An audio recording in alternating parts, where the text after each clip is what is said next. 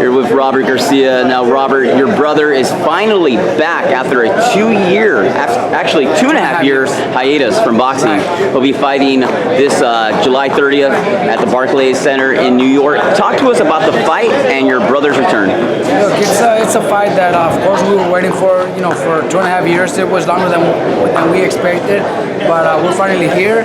I think Mikey's gonna come out and give a good performance.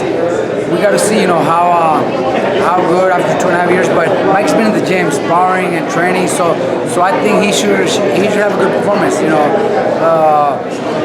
His opponent, Elio Rojas, is a decent opponent that's been out for 2 years also, going on 2 years, and it's a former world champion. So it's a good challenge, it's a good fight, a decent fight. Both guys were at 126 at one time. Exactly, they were both at 126 at one time, both world champions. So now, at a different weight division, it's like for both of them, let's see who does better, and the one that does the best is going to continue with a great career. Now, a lot of fans are asking, is Mikey Garcia going to be signing with Floyd Mayweather, with Al Heyman, now that he's been released with Top Rank? The lawsuit is all done and over with. Who do you see your brother signing with and working with? Look, right now, Mikey is a free agent, and we were able to get this fight through Al Heyman, Lou DiBella, and of course Steven Espinosa and Showtime. So we got to be very grateful. So and honestly, the fights that Mikey wants and the divisions that he wants to fight, that's a place to be. We'll definitely sit down and talk about Mikey's future after this fight. And if something with Mayweather that really interests Mikey also because of the publicity, the name, we could definitely work something out. But the plan is to also sit down and talk with Mayweather after this fight and see what Mayweather could offer. If it's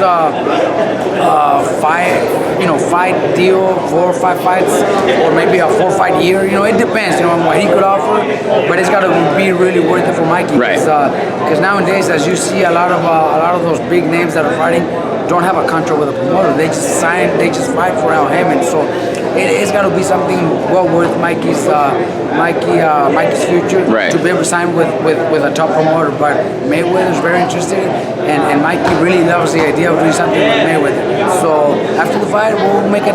We'll decide what we want to do. But of course, we're leaning that direction because of the big fights. And it looks like Al Heyman's also been able to work some fights with Top Rank. So if that's the case, Mikey wants to be able to fight Terrence Crawford one day. Big fight, big pay-per-view. So let's hope that happens. I think fight fans are just excited, as well as I am, to see Mikey back inside that ring. I know he's also a big fan of Floyd Mayweather and believes that he is by far the best fighter of our generation. Now, let's talk about the WBO title, the lightweight division.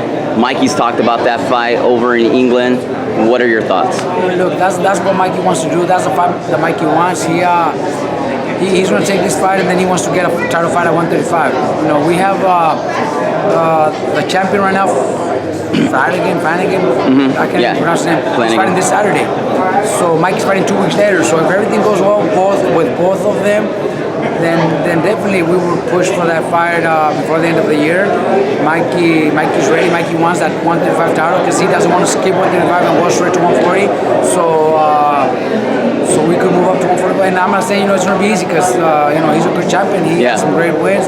So it'll be a challenge. Plus, we would love to go and do it in England. Mikey would love to go and fight in England and pick up that title in England. Hey, maybe if he decides to remain a 140-pound contender, he can take on Ricky Burns, who holds the WBO Junior Welterweight Championship of the world. I didn't even know that, but if that's the case, then we could stay there for a couple of months and prepare over there and fight Ricky Burns next after Flanagan. Then stay there and go to 140. I didn't even know that, but if that's the case, then Mikey better know that, and that's probably what we'll do. One of my last questions: what are your thoughts on Brook versus Triple G? Because I know we talked about this Saturday, and you just don't feel that Brook is ready for such a monster in Gennady Golovkin? Look, it's business, and I have to respect their decision. Brook is moving up, to go in against Triple G. So that we gotta respect and admire, his will to go up and to fight the most feared middleweight in history, maybe. But I see it as a mismatch. I think Brook. I don't think Brook is the best welterweight, and to go up there to fight the most feared fighter in the world is just a big risk. But it's also business. They're gonna make a lot of money. Right. So I don't blame them. Thank you, Robert. Always a pleasure, my man.